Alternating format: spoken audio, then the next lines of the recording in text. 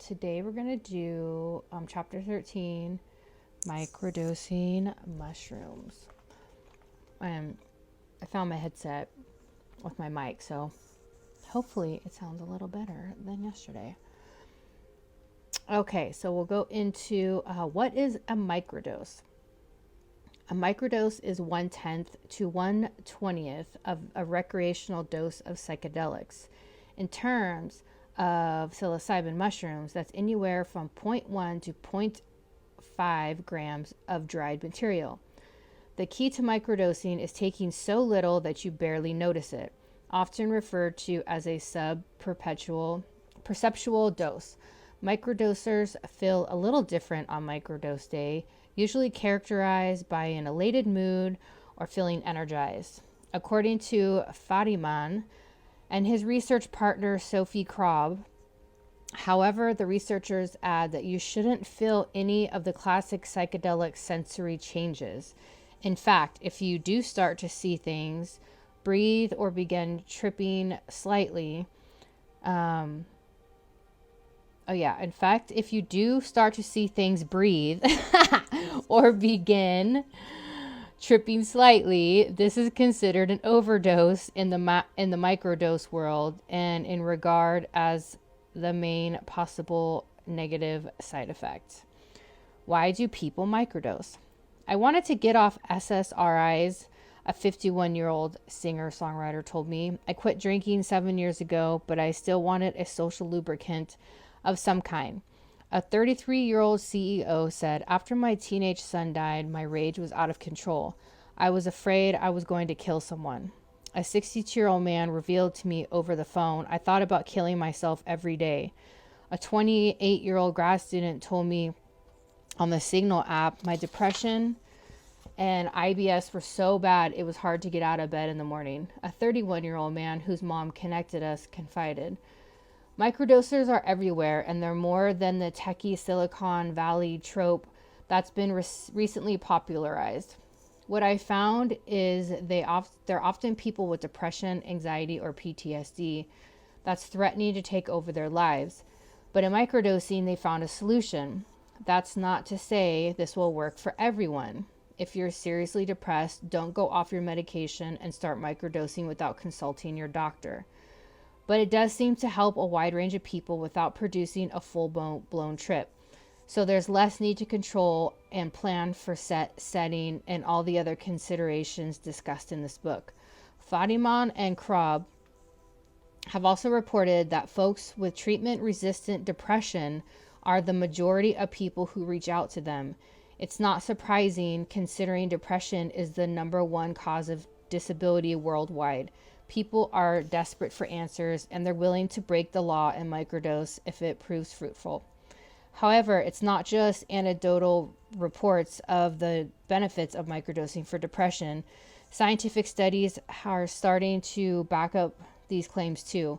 A 2019 study by Polito found reduced levels of reported long-term depression and stress, as well as feeling more connected, contemplative, creative, focused, and productive in the short term on actual microdose day. In a 2018 paper by Anderson, researchers found microdosers had lower levels of dysfunctional attitudes than non-microdosers, which, according to the authors, is an indicator of lower depression and vulnerability to stressors. They also tested microdosers and found them to experience less negative emotionality, which includes depression and anxiety. Yet they cautioned that more research needs to be done before drawing any conclusions on microdosing effects on depression. However, this is aligned with so many anecdotal reports. Or, in the world of Fadiman and Krob, simply put, people felt more up than less down. Yet all sorts of people, not limited to those who struggle with mental health, are experimenting with microdosing for many different reasons. For instance, increased creativity and productivity are highly reported reasons in the media, and now there's some preliminary reports to support this claim. Of the very few studies there are on microdosing psychedelics, a recent paper found that both convergent and divergent thinking, both indicators of creativity, improved after microdosing psilocybin containing truffles, which are legal in the Netherlands, where the study was performed. As far as productivity goes, people are claiming microdosing has become a replacement for other concentration and work enhancement drugs like caffeine, Adderall, and Ritalin. While it's highly contested among microdosers, there is still some initial research to support this claim as well. For instance, in the 2019 Polito paper mentioned above, researchers found microdosers had significant reductions in mind wandering, which has implications for concentration and has also been linked to greater levels of happiness. According to the authors, yet at the same time, some microdosers I spoke to reported that productivity can really depend on the activity. For instance, Stephanie, name change for privacy, told me she can get lost in creative endeavors, like writing poetry or working on her often neglected Etsy store. But working in front of the computer all day was tough. She explained that once she learned how she reacted to microdosing, she would adjust her schedule to make sure she didn't have any mundane tasks to complete on the microdose day because she found it was more challenging than off days. People often also report microdose effects that are more in line with how we think of the mind expanding qualities of psychedelics. For example, people observe being more empathetic, a common quality of higher mushroom doses, as well as more able to live in the present moment and being more in tune with one's real needs. And research in beginning to support these claims as well. For instance, in the 2018 Anderson research tested microdosers and found them to score high on open-mindedness, which they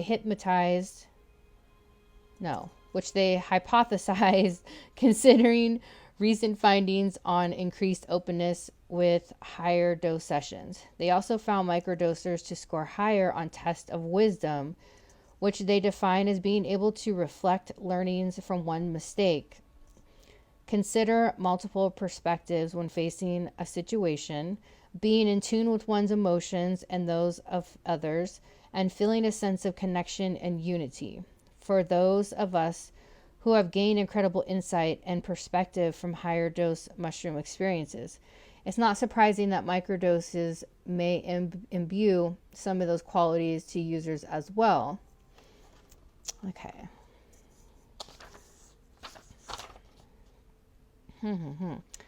What's more, people are even reporting relief from cluster headaches and migraines, which is another area of interest psychedelic scientists are looking into with both high and microdoses.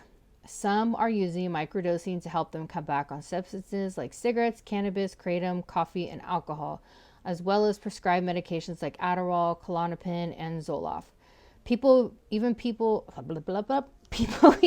use microdosing as a social lubricant and more natural replacement for other party drugs like alcohol and cocaine. That's because microdosing can be energizing and great for late night dancing, as well as anxiety reducing, making it fun at a party or a networking event. Dan, a young CEO who uses microdosing socially, told me he even likes to take 0.25 grams before a rich meal with friends to enhance the flavors, textures, and conversations. Okay, so let's skip to how to microdose. The crux to microdosing is that it doesn't interfere with your daily routine. In fact, it's recommended by the Fadiman Protocol, that we explain below, to go about your day's usual, including work, meals, sleep, and even medications. Of course, if you accidentally overdose and start feeling substantial psychedelic effects, driving to work might be dangerous and focusing on the computer screen might be impossible, and that's why you have to be sure to weigh out your doses. It might be a good move to experiment with microdosing.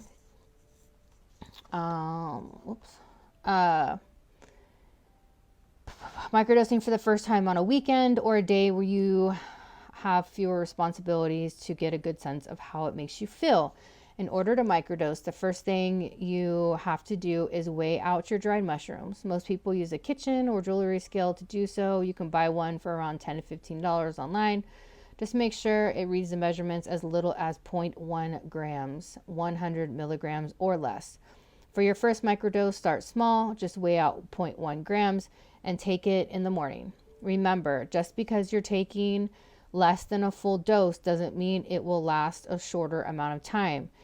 So unless you want it to keep you up in the evening, take it early in the day to avoid a restless night.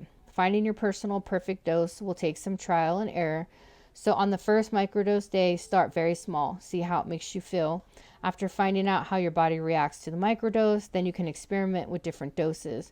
Try going up to 0.2 grams and elevate your physical and mental sensations. Many people seem to benefit from a dose around 0.25 to 3 grams, 0.3 grams, while others prefer a smaller around 0.12 grams. It'll be different for every individual, plus mushrooms vary in strength, which can make microdosing a little tricky. For example, if you've been very comfortable microdosing 0.3 grams, but you run out and buy, grow, or pick a new batch, 0.3 might feel a little different. So start small again, or test them on a day where you have to do less in case you slightly overdose. And this is the Fadiman Protocol. So day 1 microdose, day 2 off day, where many people report still feeling really good. Day 3 off day to get it totally out of your system. And then day 4 is microdose day again. So that's once every 3 days. And that's kind of like where I like to start people off at. And then they can, try different protocols. Fadiman suggests people microdose in this way for no more than a month or 2 while keeping track of their moods, productivity, and other feelings and sensations in a daily journal. While many microdosers who I interviewed for this book had heard of the protocol, many of them didn't follow it strictly. Some tried it for a few weeks or months, then either stopped completely or adjusted to the microdose more infrequently, like a few times a month. Others, including 2 men, are interviewed who found great relief from previous mental distress with microdosing psilocybin, microdosed every day for over 6 months without any noticeable negative side effects or tolerance buildup. Both of these men told me that non-microdose days were too difficult because their symptoms came back in full force. At that moment, there is no research on long-term use of microdoses, but both of my interviewers were more concerned about what they might do when they weren't microdosing than what might happen if they continued on a daily basis. And then I'm going to stop there because the next one is possible negative side effects or drug interactions. And I have noticed, I've been microdosing off and on for about 2 years, a little over 2 years. And I was going through other microdosing groups, and it was talking about people who have microdosed, for a while. And they start feeling those feelings creeping back in, and like the negativity, and just not feeling that amazing way we felt in the beginning. And so I'm trying to play around,